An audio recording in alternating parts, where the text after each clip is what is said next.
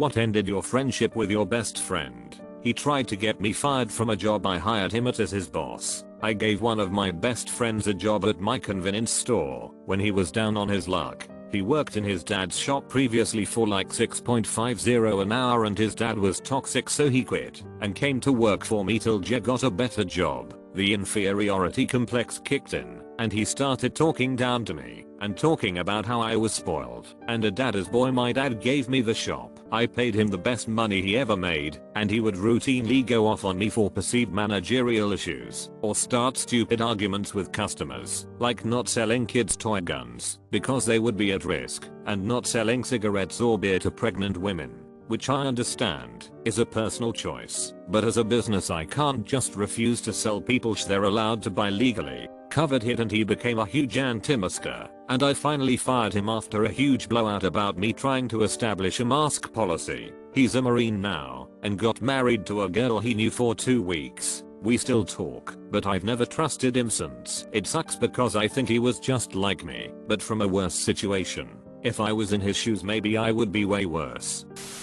I got tired of always being the one to put forth any effort, fly across the world to meet up, attend family gatherings, reach out, be patient, make sacrifice. It was good times when we were together, so it was worth it for a while, but when she moved close and still never bothered to make an effort, I was over it. Wish her nothing but the best.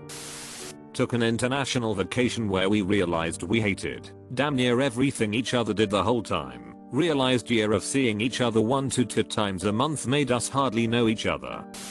She didn't invite me to her birthday party. It was my first time back from college and I would have been able to go. She made a whole Facebook event page and invited everybody but me. I found out through mutual friends. The kicker was no one showed up and she called me crying that this other girl didn't show up. We planned a trip to another country, which she happened to have an online relationship with a guy who also lived there. The moment we arrived off the plane and she found her BF. That was the last I saw of her until the end of the trip, where we met at the airport. Very awkward experience. She also wanted him to join us in the hotel room and was upset when I refused to allow him in. Once we got back home from the trip I never heard from her again. After 14 years of friendship we get an apartment and suddenly he loses his job as a personal trainer because of a dress code violation. He wore a hoodie to work, allegedly, and then 2 to 3 months of him not working. Then after he agreed to pay me back eventually, all he ever gave me was $400 from his mom. I paid over $14,000 for the year, so I paid the full year lease and he stayed 8 months total. I never talked to him again also, because I found a receipt where he was trying to make a copy of my car keys make and model.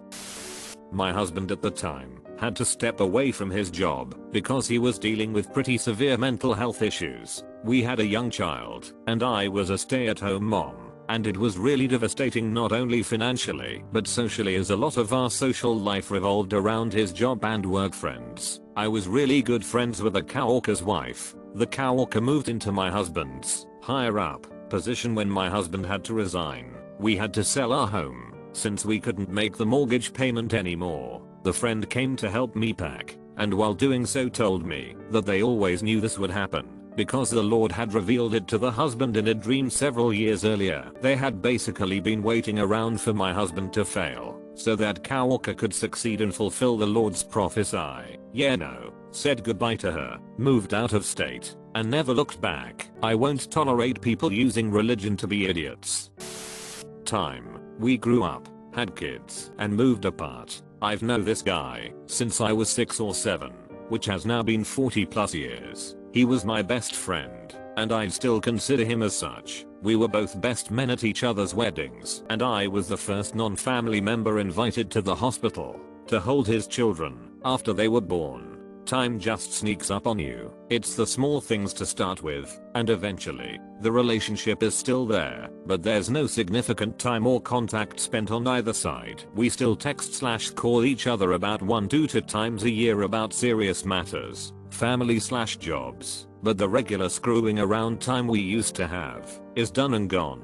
I know if either of us called the other and said, hey, I need help as soon as possible, we'd both still drop whatever we were doing to help the other. But what I really miss is the small goofy interactions we used to have. just made a post about this, but she uses me as a therapist. But when I try to vent to her, she gives me a few cliche words of support before turning the conversation back to her. It's gotten to the point where we don't talk unless she has a bad day and needs someone to talk to. She'll take days or even a week to respond to a funny meme, but then immediately start dumping on me about things going on her life. I'll invite her out to have fun, and within a few hours, I'm being her life coach. Also, we just started to grow apart. She's turned into her parents, and her parents are the typical snobby suburban people that are extremely judgmental. He leaked personal files that were information about the people we take in. He was my coworker at a funeral home and tried to blame it on me. Those files included autopsies, pictures of the actual body, legal information, and so on. He would also not follow the requests given by family members, religious practices such as thoroughly cleaning the body before burial etc. Just a horrible person overall, and I truly believe that he leaked those things for personal fetishes, because he had serious problems and we were suspecting him already. Every single time that I would tell her I was interested in / talking to a guy, she would try to get with him. She was never successful, but it hurt that she kept trying. I confronted her about this in a very nice and civil way and explained to her how I felt about this. She apologized profusely and promised it would never happen again, and then it happened again. I just immediately cut her off after that. No explanation or words needed. She knows what she did. Haven't spoken a word to her since. I was long-term single and lonely. He was married, and suddenly all he could talk about was how much fun he was having by cheating on his wife. After a while of getting more and more depressed by being around him, I had thoughts like, how can I claim to respect women if I'm hanging out with him? How can I claim to respect relationships and marriage if I'm hanging out with him? I'd honestly rather have nobody to hang out with than someone who only talks about cheating on his wife. I ghosted him as much as is possible. When you work at the same office, I've not seen any sign of him in 15 years and I'll be happy to never see him again.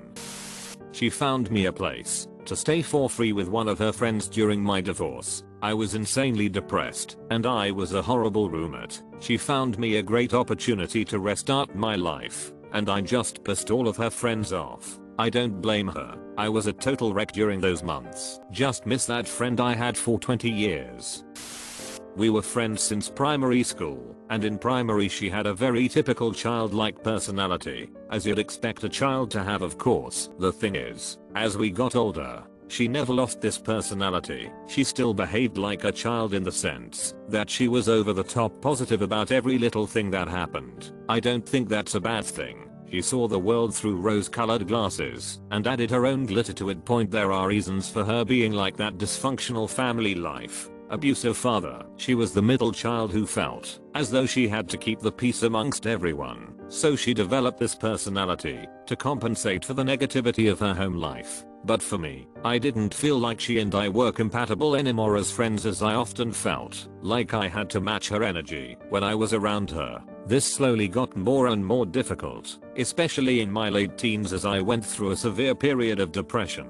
So being her friend overall was exhausting. Eventually we just faded out of each other's lives. She's the one friend I feel guilty about drifting apart from, because unlike my other friends, she did absolutely nothing wrong. She's someone who's truly wholesome in spite of everything she grew up with. We're in our 20s now. Our mums are still close. Last I heard, she's met a wonderful guy whom she's living with. She doesn't want to get married, and I don't blame her, but he treats her right, which is all that matters, and I couldn't be happier for her.